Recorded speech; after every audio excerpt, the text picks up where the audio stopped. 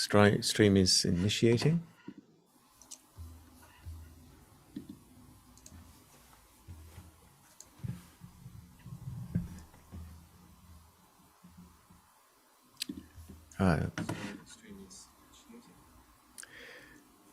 Well, there's a thing.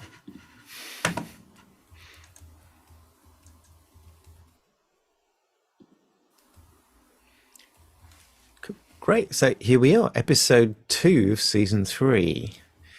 Insights from books we've been reading. So, Io, what are we going to be discussing today? Yeah, no, today we're going to be talking about the book Go for No. I mean, it's a very short book, but it's I think it's packed with powerful insights for performance. Cool. So why don't we start with a quick overview of the book? How would you summarize the main concept or philosophy behind this book, Go for No?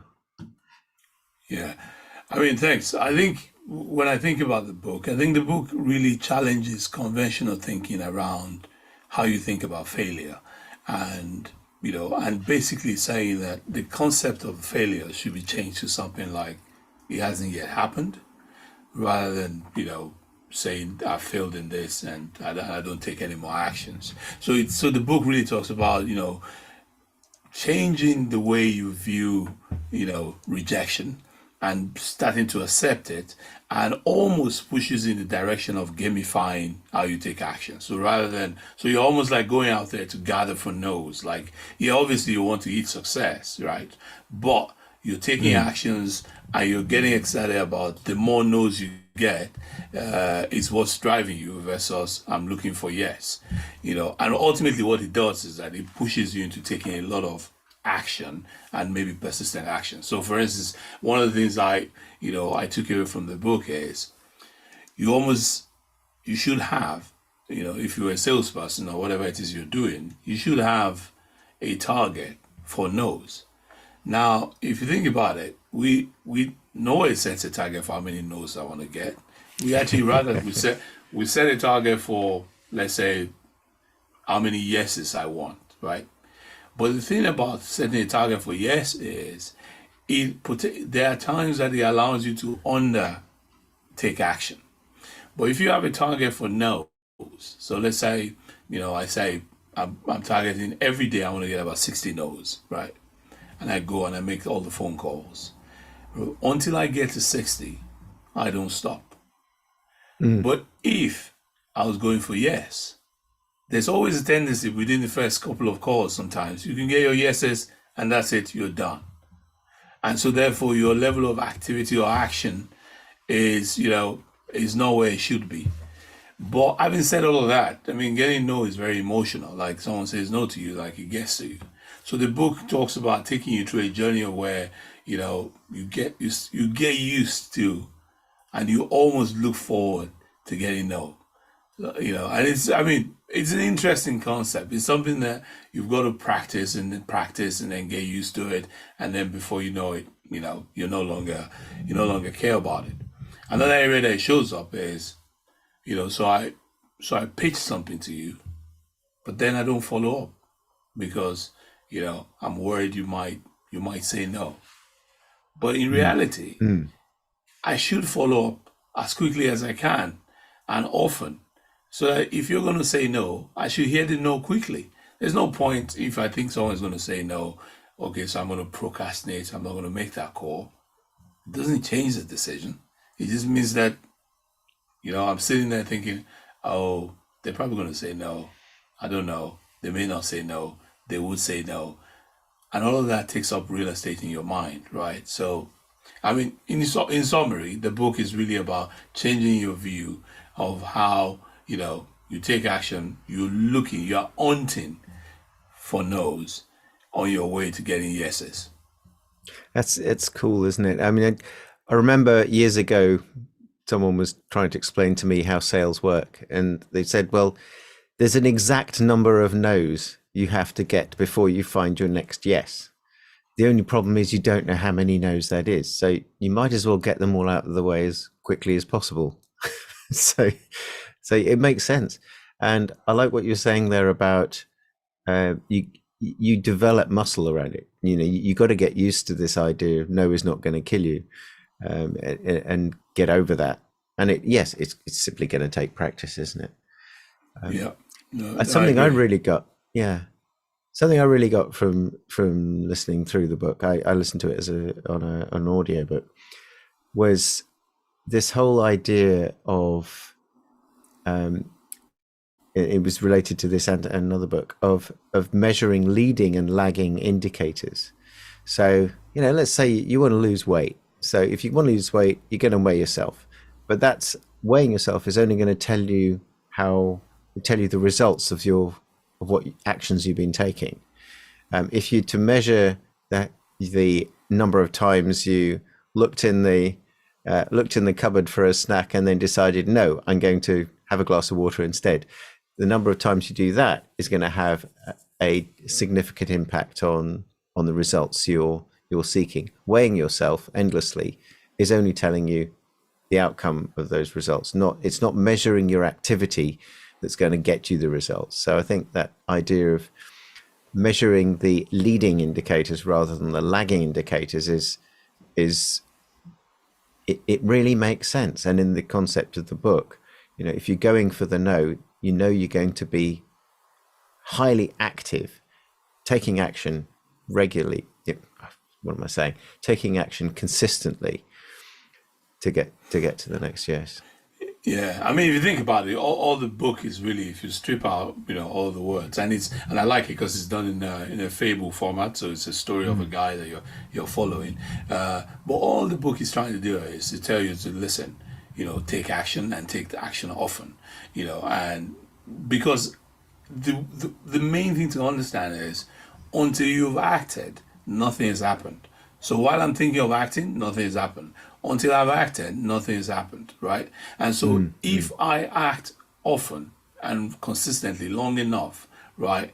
If I get that up, what I always say, so when I'm working with a client or a company, I always say that look, there are two things you got to do. One is you got to increase the frequency of activity. So whatever it is, you got to act, and you got to act often. Once you're comfortable that you're acting regularly enough, then you got to improve the quality of your action, right?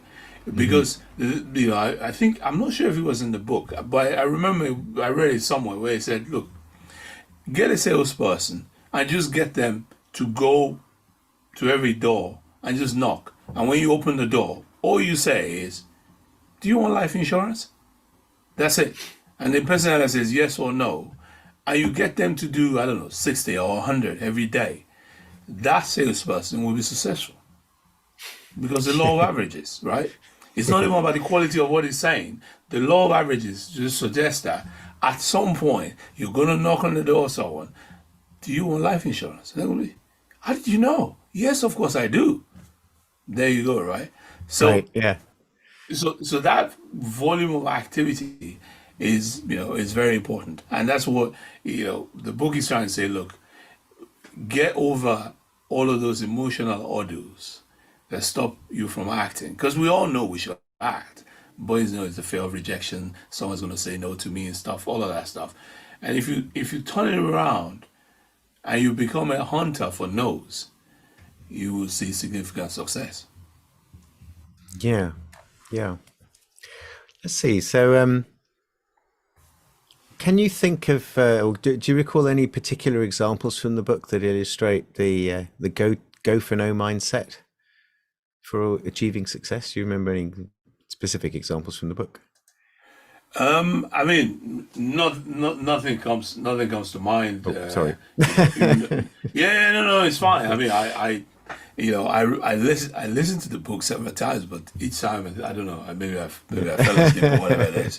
But the one example I'll give you is, I used to run the sales organization for for a food business, and we had this thing around we were trying to get our sales consistent. And when I got there, the first thing I realized that I saw was, look, there was not enough activity that was going on in terms of hunting for sales. And I realized that everyone was focused on how much did you sell this week, right? And I realized that the problem is, look, how much did you sell this week? Just like you mentioned earlier, stepping on the scale, there's nothing you can really do at that point. It's done, Mm. right? But if you ask them, look, how many calls did you make this week? Then you start to see actually that there's no way this business could survive if they maintain this level of inactivity. Because what the salespeople were doing were they were going to places where they felt they could get a sale. Yep. Yep. So what were they doing? They were hunting for yeses. Oh, that customer bought X from us last week or last month and they haven't bought. Let me go to them, right? And so I turned it around. We need to be going to everyone that we think is in our target market. Whether you think they're going to buy or not is irrelevant. When you get there, we've got to try to sell them something. And we've got to do X number per day. And we've got to do, and so for the first 2 to 3 months, what we reviewed was rather than the results, of course, we had an eye on the results, but rather than the results, we were measuring the level of activity. And then after a while, we turned from moving from the level of activity to actually looking at the quality of how they're engaging with the client. So that's when we then built what I guess you would call it a sales playbook, where Right. there are many ways to sell the product, but there's only one great way to do it. And taking all the inputs and figuring out, okay, look, this is the script for what we're doing, and then training people on how to do that. But the boost in sales that we saw came from driving up the level of activity. And if you drive up the level of activity, people are going to hear a lot of no's, right?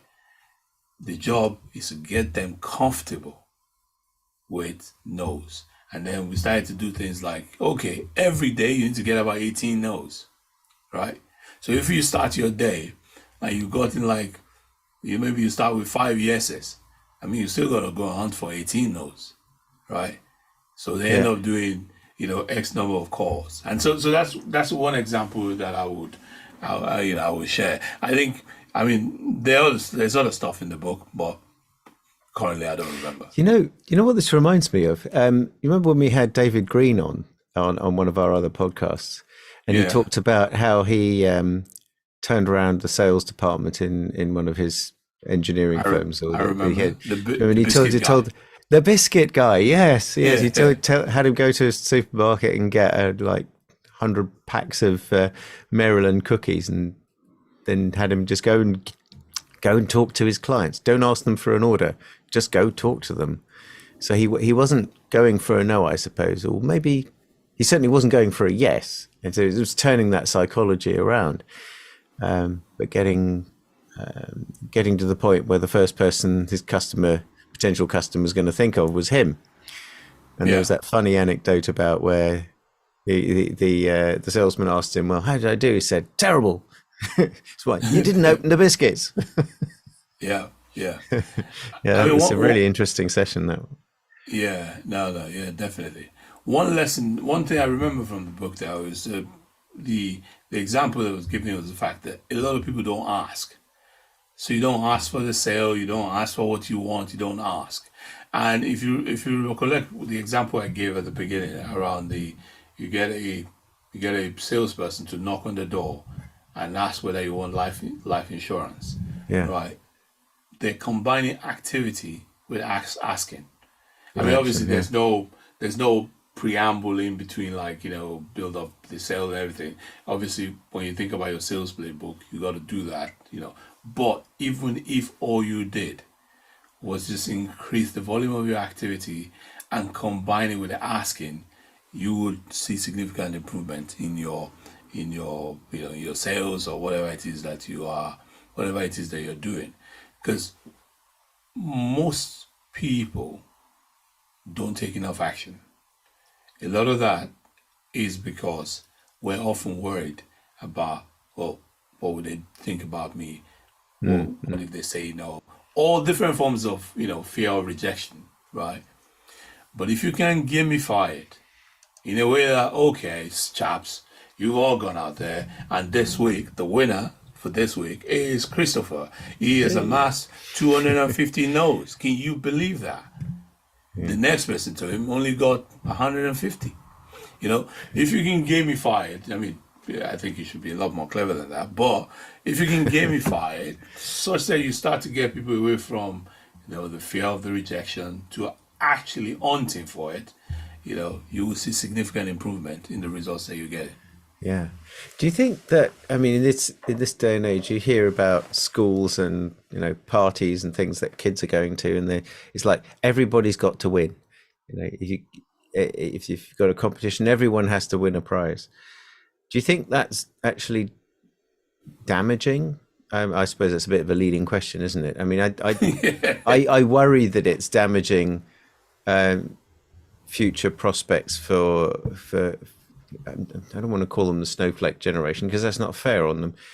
But there seems to be this thing in social media and society these days around um, avoiding disappointment, and I wonder if that's building up a potential problem for the future where people haven't got the resilience that maybe we had to develop in earlier generations because of other conditions. I mean, right now, yes, we've got worries about climate change. We've got worries about corruption in governments. We've got worries about London and will ULEZ happen or not? All this sort of crap that's going on. Um, but what are we creating for our kids? How are we building that resilience to accept that people are going to say no to you, and it's not going to be catastrophic. It's not You're not going to die if someone says no Yeah, in look, most I mean, cases. I think, I mean, I'm not a psychologist or anything, but I think that the concept of everybody's one is, yeah, I feel, my opinion, no science behind it, is is damaging in the sense that, look, you want people to compete. You want people to want to improve their productivity. You want people to get better. You want to. I would, if I was looking at a scenario, rather than saying everybody has won, yeah, okay, this are the top three, they've won based on they won these prices. Then the question for the rest of the people is, what have you learned from this process, and how are you going to improve yourself so that you are in the top three in the next competition? I think that's what the conversation ought to be. The idea that, okay, we've all run 100 meters. I've come eighth, and then I say I won. I'm like, that's almost insulting because, like, I mean, I can see seven people ahead of me. How did I win? Right? Unless you're awarding a prize. This is the prize for the slowest person in the 100-meter race. Okay, fine, but don't tell me that I won the race. I mean, that's almost insulting. If I do a bit of reflection, I'll be like, okay, yeah, no, Sort of you know, unreal, isn't it? it doesn't make any sense Yeah. because it's what we should. I get what they're trying to do, right? But what they ought to be doing, what we ought to be doing, is trying to get people into the mindset of, okay, I didn't win this time, right? But if I work on X, Y, Z, I can improve my odds of winning, and I'm going to go and work on that, right? So that we create a system where people are constantly trying to get better. But we can't have a scenario where we all won. That's not true.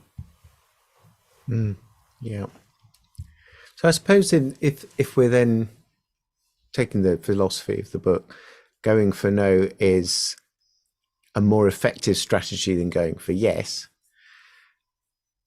Um, what is the what's the suggestions in the book of how people can build I suppose, the emotional resilience or the psychological strategies for them to deal with the rejection or to deal with failure, I suppose. I mean, because in one sense, if you're going for a no and you get a no, that's a success. So I suppose that's part of how they reframe it.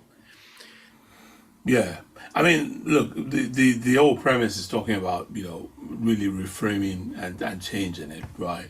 Because, and the idea is, if you do not practice something or you don't do it often enough, you don't make progress. That's really the idea that they're trying to push, right? Mm, mm. And so, therefore, if you're only going to compete when you're sure you're going to win, you will not compete often, right? If you don't compete often, you're not going to win.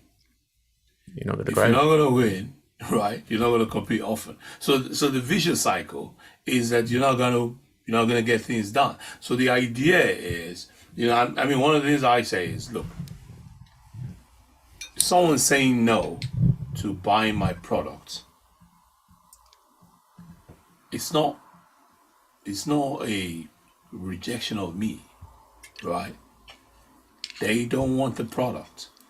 It could be for a lot of reasons, right? They don't need it right now. They can't afford to buy it. They just bought one. There's so many reasons, none of which have anything to do with you. That such that, yeah, maybe there will be the odd occasion that, yeah, you didn't comb your hair. That's why they didn't buy. But frankly speaking, the idea of the book is to forget about that. Get over that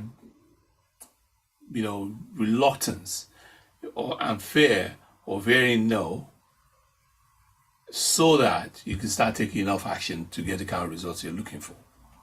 That's Mm. really what it is, because it's almost like, you know if you look at a lot of people who have been successful, really successful, you can always boil down to the willingness to continue to try and improve my effort until I get the result I'm looking for. All right, and that's it. Also, if you take, let's say, if you take, and sometimes I don't like, you often use the sales example too much, but it applies. It's the easiest one to explain, but it applies to everything you're doing. Is that if you are constantly making calls to sell something, and you're doing it intentionally and you're focused, you will learn. And those lessons, if you use it to refine your actions, you will get more yeses while still hunting for your no's, right? And you just continue. Obviously, you'll get to a point where you'll be like, okay, I'm getting so many yeses. This looking for no is becoming a bit more difficult. But I think what it is that if you first is getting emotionally comfortable with someone just saying no, and understanding that it's not personal, and Mm. making that no to become not yet. Okay. So the Yeah. no Yeah. becomes not yet, right? So I called you, do you want life insurance? Not yet, because I have one that is running, and I can ask you which one. Maybe I find out, maybe when I come back, there's something in our offer that our other company doesn't give you. I tell you, and you might still say not yet, right? Mm. Mm. Because you don't want to change. Okay, I'll be back, and you continue that way. So not yet is a less emotionally demanding Mm. no. And so therefore Yeah. it's really how you think about it. But it's just like I'm advocating taking a lot of action. You also have to do this, transition your mind often for you to get used to it. Because it's very easy for me to say, oh yeah, look, when someone says no to you, think about it as not yet. But when you start getting no's, like, oh, I put in a lot to that presentation and they said no, it's going to hit you, right? Because you're so sure you're giving a really good pitch, and then someone says no, it's going to hit you. But if you've gotten to the point where you're like, not yet, it's like, great, when can I follow up again? Yeah. And you Yeah. write it down, on to the next. Yeah. And Yeah. that's it. Good stuff. Good stuff. Okay. What would you say from the book in particular? Would there was some discussions then about the counter argument, that why going for no is really just the better approach. And I think we've covered quite a lot of that. I mean, did the authors have anything else to say about, as it were, defending this position of why going for no is actually a better strategy than going for yes? Well, I mean, I don't recollect them doing that, though I did see a few literature talking about that. But what I would say is, look, there's no perfect, science perfect approach. What I do know is that you will 100% miss all the shots that you don't take. It's a 100% guaranteed chance you will miss all the shots you don't take, right? Yep. Yep. Going for no as a philosophy is just another way of getting you to take all of the shots that are available to you. That's really literally, if I was to summarize it, that's the way, I would think about it. So if you bring it to like football, right? When Ronaldo takes a free kick or he takes a shot and it doesn't go in, he's visibly upset, like, why didn't I go in? But he comes back and takes the next one. He doesn't even have any doubt in his mind when he goes and takes the next one, right? But you observe there are quite a number of footballers who will not take the shot. Yeah, they won't even risk it. Yeah, they won't risk it. Famous golfer, isn't there? People suggested to him in an interview that he was just really lucky, and he said, "Yeah, it's interesting, isn't it?" He said, "The more I practice, the luckier I get." And going for no is like practice, but it's practice with purpose. It's a law of averages. Yeah.